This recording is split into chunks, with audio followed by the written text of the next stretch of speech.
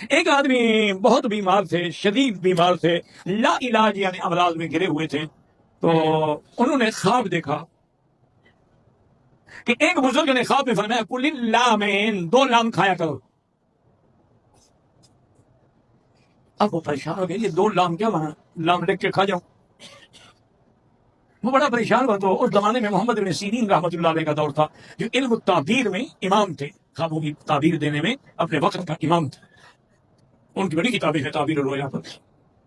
وہ ان کی خدمت میں آئے، انہوں نے کہا حضرت مجھے یہ تکلیف ہے، اس کا علاج نہ ڈاکٹروں کے پاس ہے نہ حکیموں کے پاس ہے، لیکن میں نے رات روتے روتے سویا تو خواب میں دیکھا کہ بزرگ کہہ رہے ہیں اللہ کے بندے کل لامین، 2 لام کھاؤ. اب میں پریشان ہوا تھا، میں 2 لام کہاں سے لے آؤں؟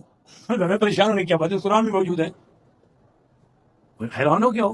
میں کہا کیسے؟ کہا زیتونۃ لا شرقیۃ ولا غربیہ، زیتون کا ایسا درخت ہے جو نہ شرقی ہے نہ غربی ہے. 2 لام ہے کہ نہیں ہے؟ لا شرقیۃ ولا غربیۃ، زیتون کھاؤ، زیتون کھاؤ، زیتون کا تیل پیو، بس تیرا یہی علاج ہے. انہوں نے چند دن کیا ہوگا وہ ٹھیک ہو گیا. تو ہر چیز میں انہوں نے کہا کہ جس کا ذکر اللہ قرآن میں فرمائے اور اس کا معنی یہ ہے کہ اس کے اندر کوئی فوائد ہیں، منافع ہیں. تو اللہ نے یہاں زیتون کا اور نخیل کا اور آناب کا، آناب کہتے ہیں انگور، انگور ایک ایسا ثمر ہے جس کا فضلہ نہیں بنتا.